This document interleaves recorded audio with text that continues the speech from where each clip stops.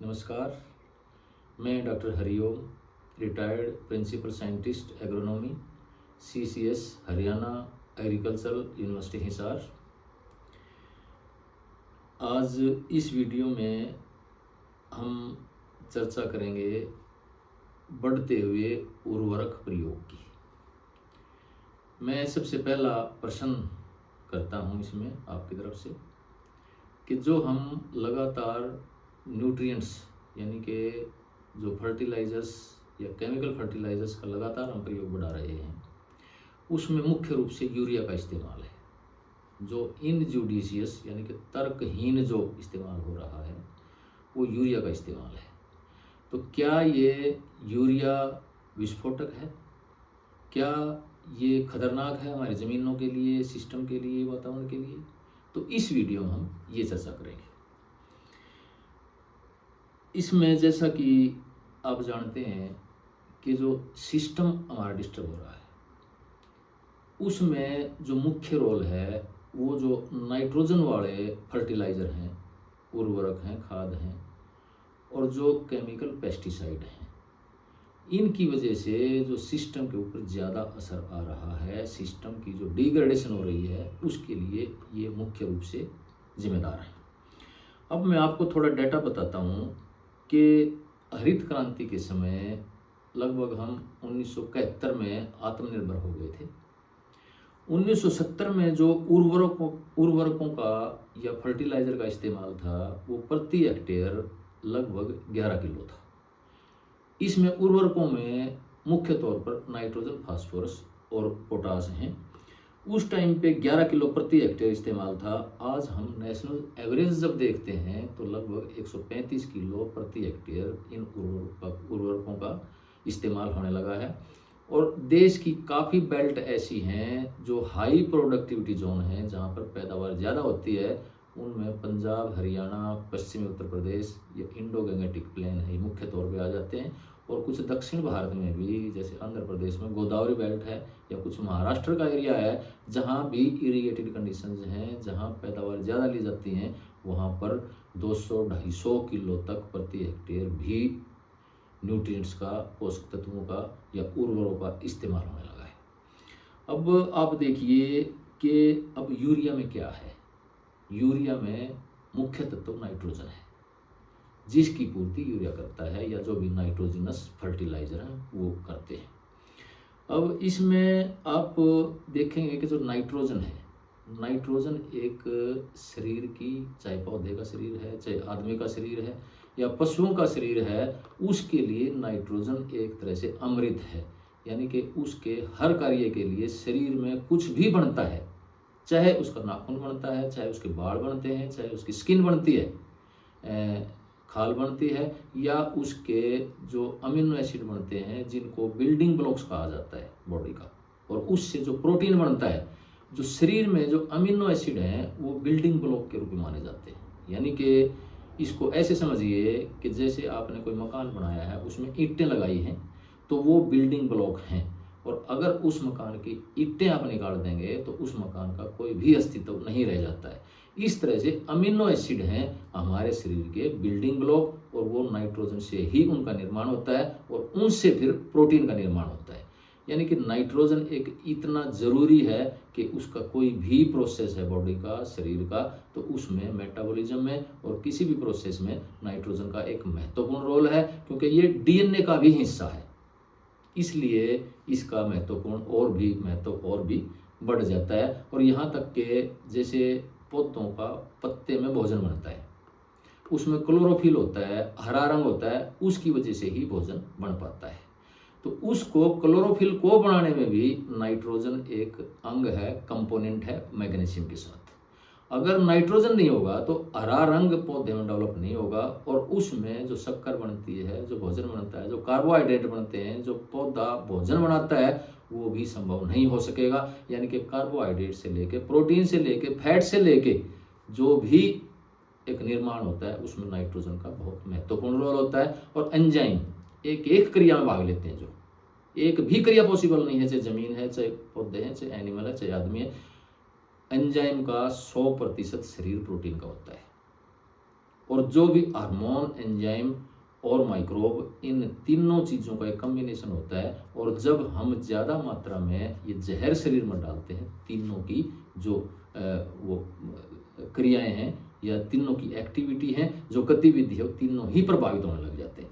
अब यूरिया जैसे हम इतना डालने लग गए हैं, खास तौर पे जो सब्जियों का उत्पादन है, उसमें 1 एकड़ में 5-6 बैग 8 बैग तक भी किसान डाल रहे हैं, कुछ किसान यूरिया की, जबकि ज़रूरत 1 से 2 बैग तक की होती है। इसी प्रकार गन्ने के खेतों में हमने देखा है कि उसमें DAP के 8-8, 10-10, 12-12 बैग तक किसान अप्लाई करने लग जाते हैं। तो इससे एक जहर एक खेत में जाने लग जाता है, जिसकी कतई ज़रूरत नहीं है। इसके साथ साथ इसके दूसरे साइड इफ़ेक्ट्स क्या होते हैं कि जब हम नाइट्रोजन ज़्यादा मात्रा में डालने लग जाते हैं, तो जो 17 पोषक तत्व हैं उनमें एक असंतुलन आ जाता है, इम्बैलेंस आ जाता है।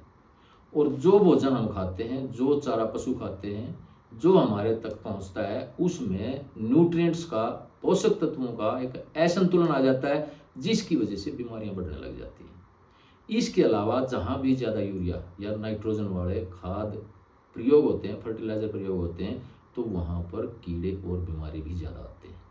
क्योंकि यूरिया, नाइट्रोजन एक ऐसी चीज़ है जो पौधे की बढ़वार ज़्यादा करती है, पौधे के अंदर सकुलेंसी आती है, पौधे के अंदर जो फाइबर पोर्शन है, जिसकी वजह से पौधे में जान होती है, तना वो उतना मजबूत नहीं रहता अगर हम ज़्यादा नाइट्रोजन डालते हैं। तो वहीं से खेत में जहाँ भी ज़्यादा यूरिया पड़ता है, या खेत में जब किसान यूरिया डालता है तो उसमें पट्टियाँ आ जाती हैं साइड में, जहाँ ज़्यादा पड़ता है तो वहीं से खेत में कीड़े और बीमारियों का आरंभ होता है। ये आप देख सकते हैं। तो अब इसमें आप देखिए कि जो नाइट्रोजन है ये शरीर के लिए अमृत है, लेकिन ये जहर भी है अगर हम इसको एक्सेस अमाउंट में डालने लग जाते हैं। जैसे मैंने बताया कि ज़्यादा एक नाइट्रोजन डालने से इम्बैलेंस शुरू हो जाता है, बीमारियां शुरू हो जाती हैं, चाहे शरीर है, चाहे पौधे हैं, चाहे पशु है। तो उसमें फिर पेस्टिसाइड भी ज़्यादा, दवाइयों की भी ज़्यादा ज़रूरत पड़ती है, और जो सप्लीमेंट्स हैं, जो माइक्रोन्यूट्रिएंट हैं दूसरे, उनका भी असंतुलन बिगड़ने की वजह से उनकी भी पौधों में भी और हमारे लिए भी ज़रूरत बढ़ती चली जाती है। तो डॉक्टर भी इसी तरह से जब जाते हैं तो इन चीज़ों की रिकमेंड करने लग जाते हैं। तो अब देखिए कि जब ज़्यादा यूरिया ज़मीन में आ जाता है तो वो हमारे शरीर में एक नाइट्राइट या नाइट्रेट टॉक्सिसिटी के रूप में इकट्ठा हो जाता है। पशुओं के अंदर एक बीमारी होती है जो नाइट्रेट टॉक्सिसिटी की वजह से होती है। उसमें क्या होता है कि आपका जैसे सांस आना, उसमें दिक्कत होने लग जाती है, गलघोटू होने लग जाता है। तो दूसरी भी समस्याएं, जैसे आदमी जब खाता है तो उसके खून में भी यूरिया आ जाता है। जब खून में यूरिया आ जाता है तो उसकी किडनीज खराब होने लग जाती हैं, उसमें शुगर जैसी बीमारियां और कैंसर जैसी बीमारियों को बढ़ाने के लिए नाइट्रोजन एक प्रीकर्सर के तौर पे काम करता है। उसके साथ साथ जो पेस्टिसाइड का यूज बढ़ रहा है तो उसको, और न्यूट्रिएंट का इम्बैलेंस बढ़ रहा है तो उसमें बीमारियां भी लगातार हमारे अंदर बढ़ती जा रही हैं। तो इसका अगर हम एक्सेसिव जब यूज करते हैं तो ये चीज़ें अपने आप साइड में एक जहर के रूप में इकट्ठी होने लग जाती हैं, जिससे आदमी के स्वास्थ्य के ऊपर एक बहुत बड़ा प्रभाव पड़ता है।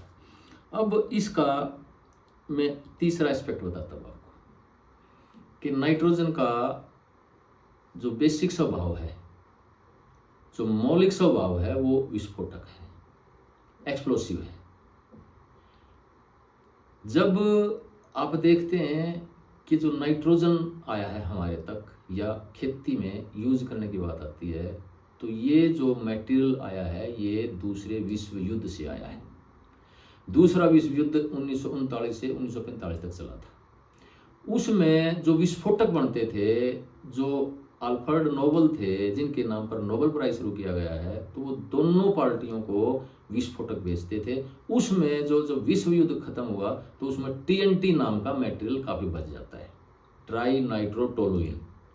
ये विस्फोटक मटेरियल है जिससे विस्फोटक बनते थे।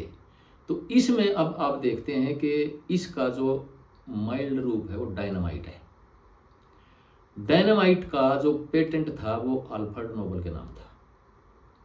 अब आप देखेंगे कि डायनामाइट में जो इसका केमिकल फार्मूला है वो C7H5N3O6, यानी कि इसमें नाइट्रोजन के 3 एटम हैं जो डायनामाइट में यूज होते हैं। और डायनामाइट यूज होता है जहां हमें माइनिंग करनी होती है, खुदाइयाँ करनी होती हैं, या किसी बिल्डिंग्स वगैरह को ध्वस्त करना होता है, तो उसमें डायनामाइट एक माइल्ड रूप में विस्फोटक के रूप में प्रयोग किया जाता है। इसके बाद दूसरा इसका रूप आता है नाइट्रोजन का, वो RDX होता है, रिसर्च डेवलपमेंट एक्सप्लोसिव। ये एक लेबोरेटरी के यूज के लिए होता है, लेकिन ये जो आतंकवादी यूज करते हैं RDX को, वो बम वगैरह बनाने में, आतंक फैलाने में जो यूज करते हैं, वो इसमें RDX का यूज होता है। उसमें नाइट्रोजन के जो एटम होते हैं वो 6 होते हैं। डायनामाइट में 3 थे नाइट्रोजन के एटम, RDX में 6 हो जाते हैं। और इसका जो सबसे स्ट्रॉन्ग जो पार्ट है, जो नाइट्रोजन से जो एक्सप्लोजिव विस्फोटक होता है, वो होता है HMX, हाई मल्टीपल एक्सप्लोसिव।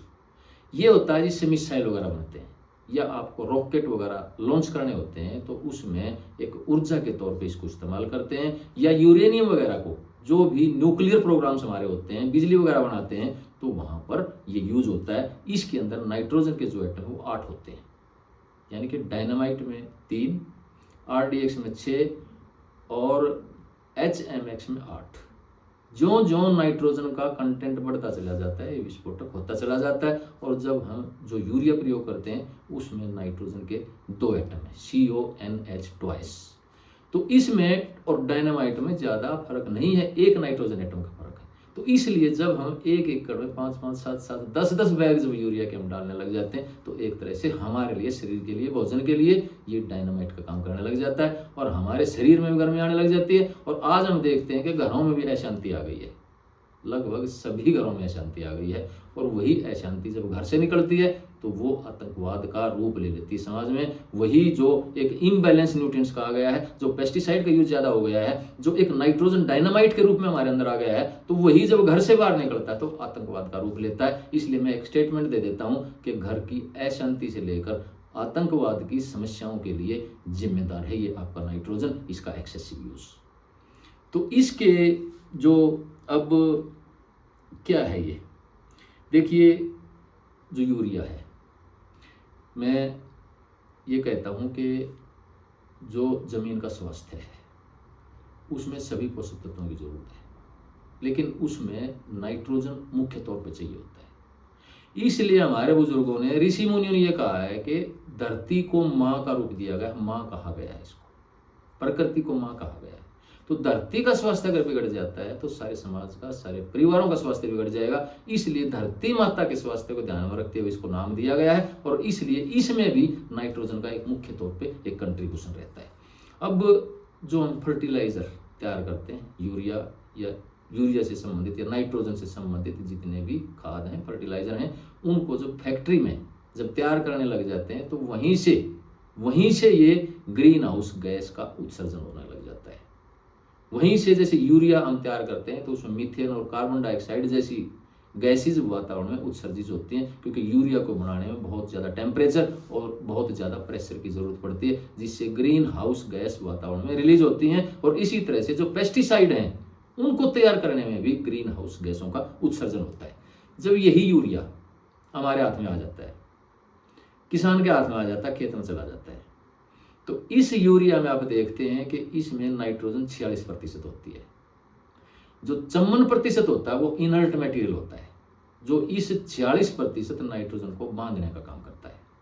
तो जब हम इसको खेत में अप्लाई करते हैं, तो इनर्ट मटेरियल है ये, तो इनर्ट मटेरियल जब खेत में जाता है, तो जो जमीन के सुराख हैं, पोर्स हैं, जो हवा के सुराख हैं, जिनमें हवा रहती है, जिनमें पानी रहता है, उनको भी क्लॉग कर देते हैं ये। और अब आप देखते हैं कि जो जमीनें हमारी ये क्लॉग होती जा रही हैं, हार्ड लेयर बनती जा रही हैं, तो उसमें हवा का पोर्शन, हवा का संचालन, एयर कंडक्टेंस और वाटर कंडक्टेंस, हाइड्रोलिक कंडक्टिविटी, ये प्रभावित होने लगी हैं। इसके साथ साथ आगे क्या होता है कि जब ये हम जमीन में डालते हैं, फसल में डालते हैं, तो फसल केवल 1/3 नाइट्रोजन का प्रयोग कर पाती है, बाकी 2/3 नाइट्रोजन लॉस हो जाता है उसका, या तो पानी के साथ बह करके नीचे जमीन में चली जाती है, या हवा में जा करके नाइट्रस ऑक्साइड बन करके ग्लोबल वार्मिंग करती है। तो जब ये बाकी 2/3 जमीन में आने के बाद रिलीज होती है तुरंत, तो वो सॉइल सॉल्यूशन में आ जाती है। सॉइल सॉल्यूशन में न्यूट्रिएंट्स जब आते हैं, तो पौधा तभी ले पाता है।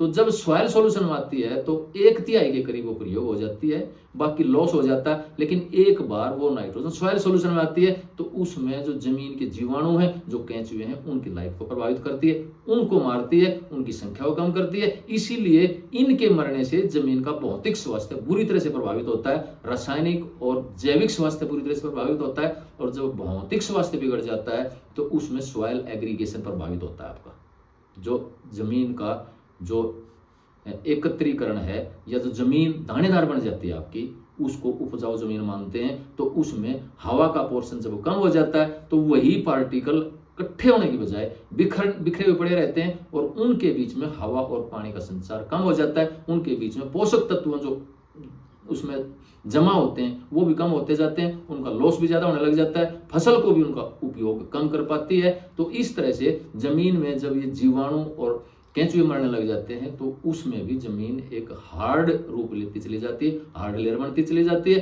तो इन जमीनों में जब भी बारिशें होती हैं थोड़ी बहुत, उसमें पानी खड़ा होने लग जाता है, जमीनें पानी पीना बंद कर देती हैं। जब आप देखते हैं कि बारिशें खूब होती हैं, कई जगह बारिशें खूब होती हैं, लेकिन उत्तर पश्चिमी भारत में आप देखते हैं कि जो नीचे की वाटर टेबल है, जो वाटर टेबल है, पानी का सतह है, वो राइज नहीं करता है, क्योंकि नीचे पानी रीफिलिंग वाटर टेबल की हो ही नहीं रही है।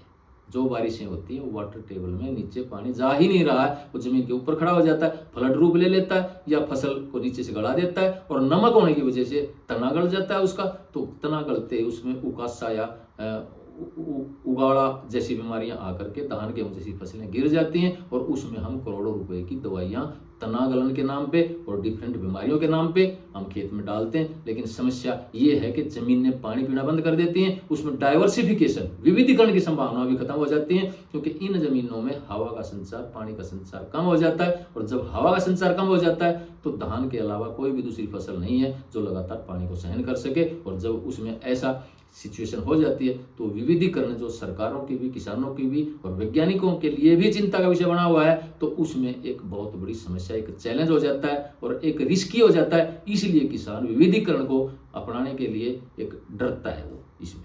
तो इसमें जब देखते हैं तो इसके लिए ये एक मोटे तौर पे नाइट्रोजनस फर्टिलाइजर बहुत और पेस्टिसाइड एक बहुत हद तक जिम्मेदार रहते हैं। अब जब यही यूरिया जब ज़्यादा गिरता है तो ये पौधे के अंदर जब जाता है, चारे के अंदर जाता है, तो भोजन के अंदर जाता है, तो हमारे शरीरों में और एनिमल्स के शरीरों में ये नुकसान करता है, बीमारियां बढ़ती हैं। तो इस तरह से आप देखते हैं कि हर तरह से ये प्रभावित करता है, आदमी के स्वास्थ्य से लेकर जमीन के स्वास्थ्य, पौधों के स्वास्थ्य, पशुओं का स्वास्थ्य और वातावरण के स्वास्थ्य। क्योंकि जो एक पोल्यूशन है, एयर पोल्यूशन, जो ग्लोबल वार्मिंग है, उसमें 60% से ज़्यादा कंट्रीब्यूशन कार्बन डाइऑक्साइड का है।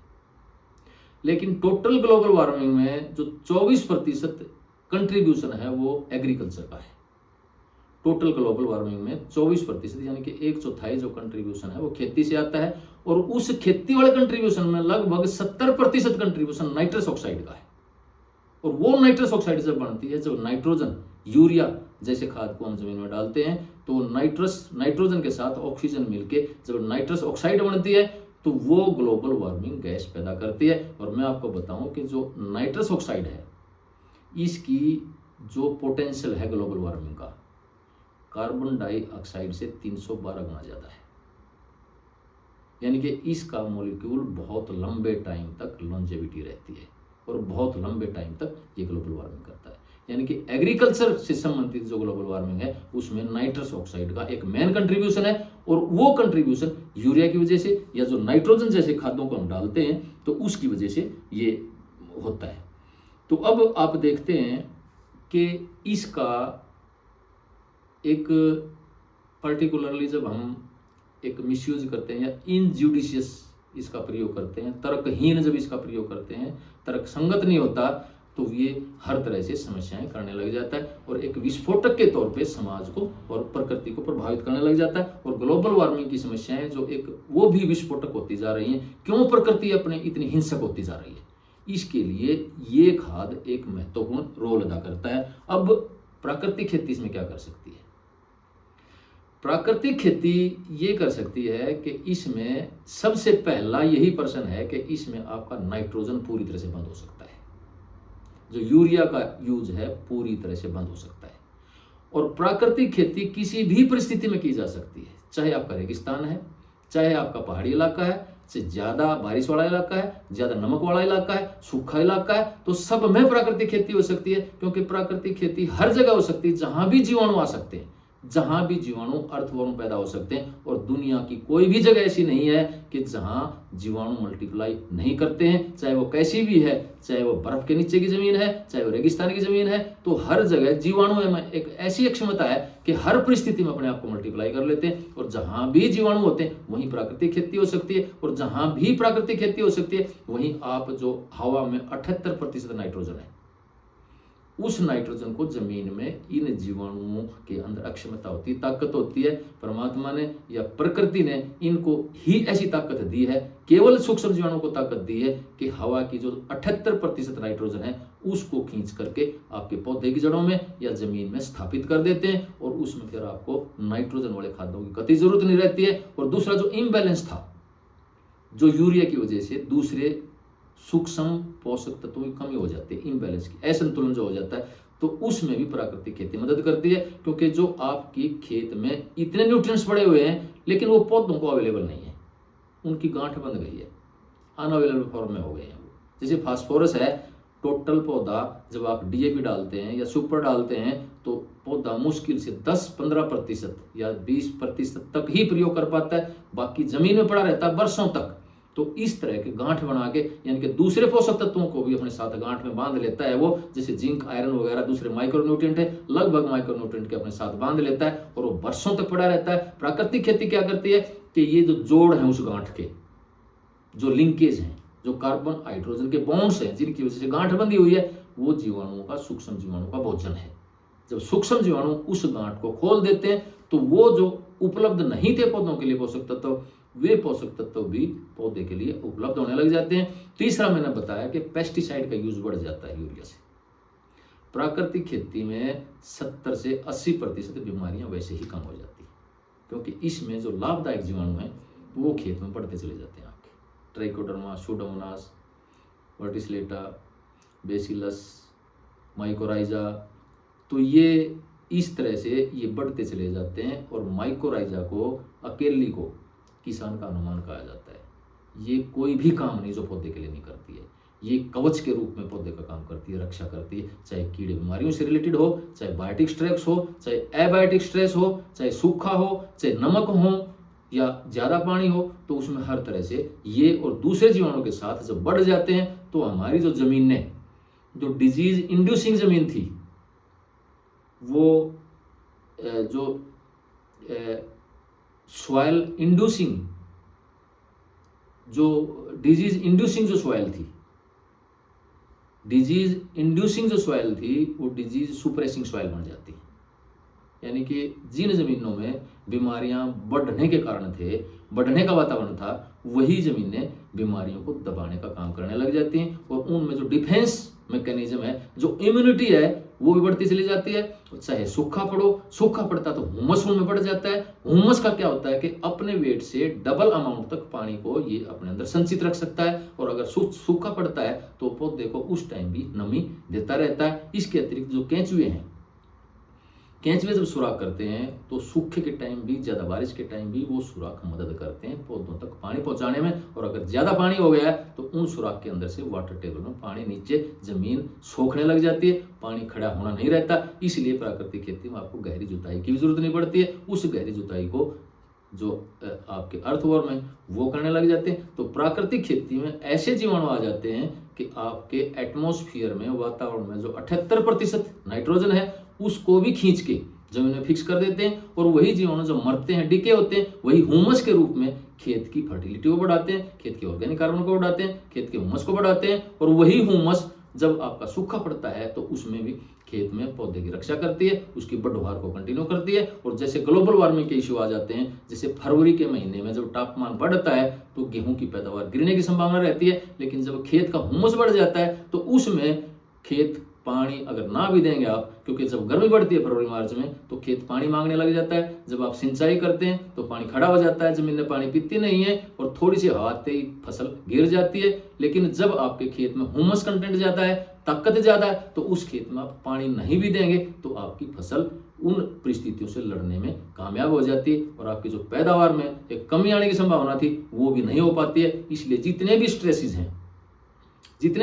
हैं, चाहे बायोटिक हैं चाहे एबायोटिक हैं, तो उनमें पौधा लड़ने के कामयाब हो जाता है। और यही जो प्राकृतिक खेती है, जो सूक्ष्म जीवाणु आ जाते हैं, तो ये आपको हर तरह के न्यूट्रिएंट को, एक नाइट्रोजन को विशेष तौर पे जमीन में फिक्स करने लग जाते हैं और जो अनअवेलेबल न्यूट्रिएंट हैं, जमीन में पड़े हुए हैं, गांठ बंधी हुई है, उनको अवेलेबल बना देते हैं। और जो बीमारियां हैं, यानी कि पेस्टिसाइड का यूज हमें करना पड़ता है बीमारियों कीड़ों कंट्रोल करने के लिए, वो अपने आप ही कम हो जाती हैं, क्योंकि जमीन की इम्यूनिटी बढ़ जाती है, डिफेंस मैकेनिज्म बढ़ जाता है। तो इसलिए प्राकृतिक खेती हमें हर तरह से मदद करती है। और उसमें इसलिए जो ये हम फर्टिलाइजर लगातार खादों का प्रयोग बढ़ता जा रहा है, इनका प्रयोग प्राकृतिक खेती से बिल्कुल जीरो किया जा सकता है। और जो खर्चा हम धान गेहूं जैसी फसलों में 15-15 हज़ार रुपए दवाइयों पे और खाद पे लगा देते हैं, तो प्राकृतिक खेती में मुश्किल से 1000-2000 के खर्चे में ही वो पैदावार हो जाती है। और वो पैदावार कम नहीं होती है,